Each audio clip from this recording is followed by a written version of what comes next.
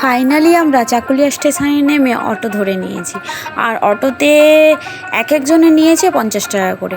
তো আমরা অটোতে বসে গিয়েছি সবাই মিলে। এইমাত্র অটো ছাড়লো, তো অটোর মধ্যে অনেকটাই ভিড়। চলো যাওয়া যাক আগে। এই যে আমরা অটো থেকে নেমেই পড়লাম। নেমে এবার আস্তে আস্তে একটু একটু এগিয়ে যাচ্ছি। আর এখানে যে তিরপল টাঙিয়ে অনেকে বিক্রি করছে। তো রাস্তার মধ্যে প্রচণ্ড ভিড় হয়েছিল, আর দূর থেকে পাহাড়টাও দেখা যাচ্ছে, ভালোও লাগছে। চলো এগিয়ে যাই।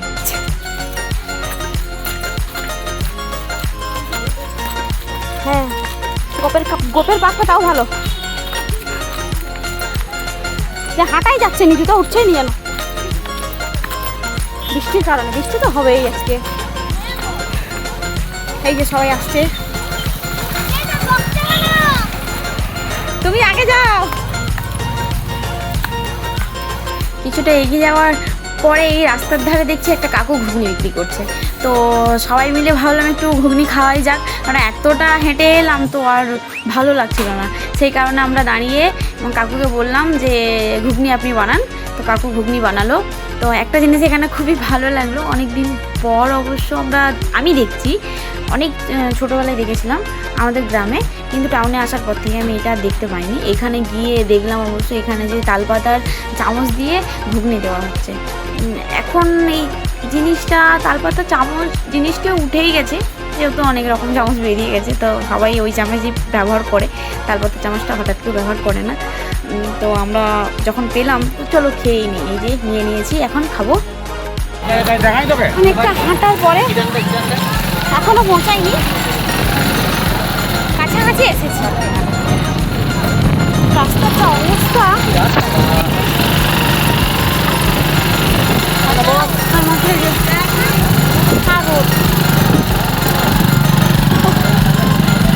খেতে পারলাম না, তাই বসে পড়েছি। যে পরিমাণে রোদ, সম্ভব ব্যাপার এত দূর হাঁটা। অতিরিক্ত হাঁটতে হচ্ছে, অতিরিক্ত।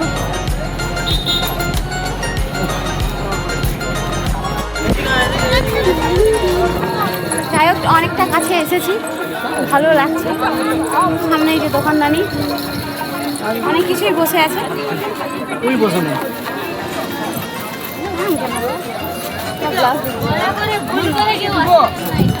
না, ভুল করে না, এবারে হ্যাঁ অনেকটা কষ্ট হয় আসতে, কিন্তু তার মধ্যে মজাও আছে।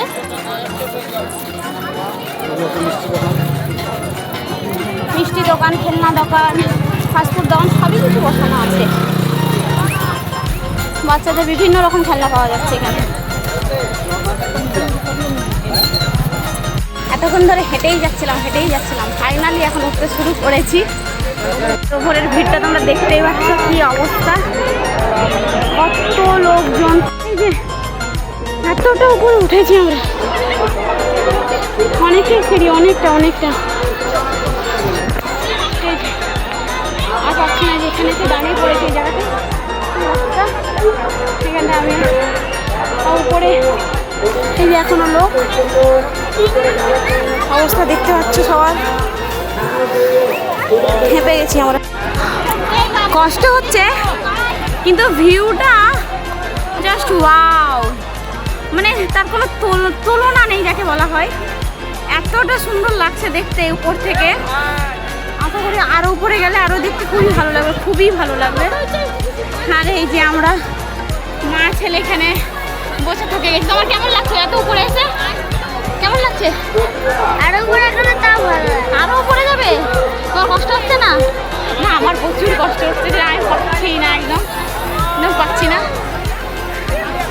এই যে দেখতে পাচ্ছ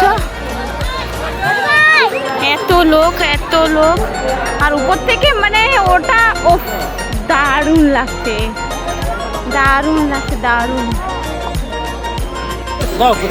আমার মুখে হাসি দেখে অবশ্য বুঝতে পারছি সবাই। ফাইনালি অনেক কষ্টের পর আমি পৌঁছে গেছি। পরিমাণে উপরে ভিড়, আবার নিচে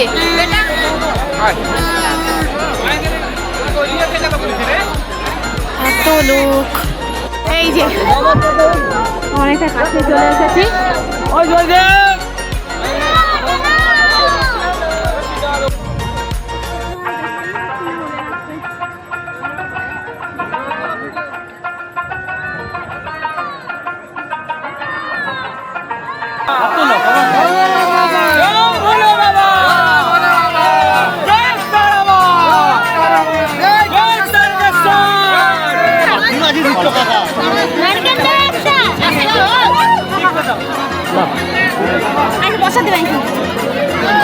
ফাইনালি আমি প্রসাদ নিয়ে নিয়েছি এখানে।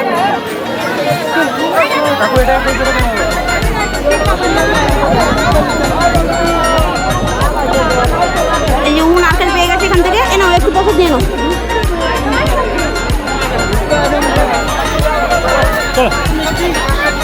এখানে কি আছে বলে না দেখো, তাই তো মায়ের নামে পূজা হয় এখানে। আচ্ছা এখানে ফল মিষ্টি।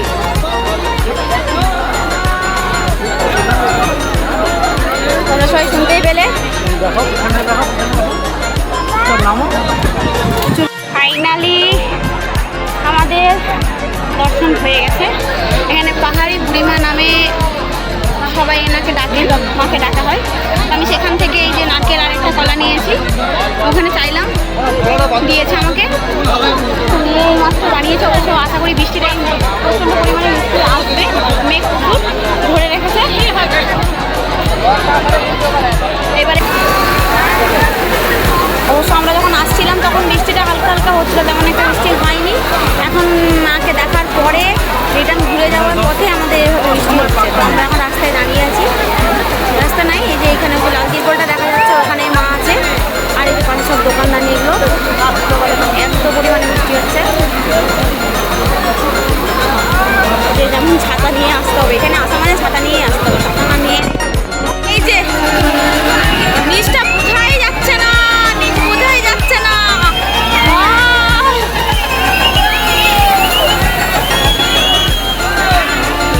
অসাধারণ দৃশ্যটা লাগছে,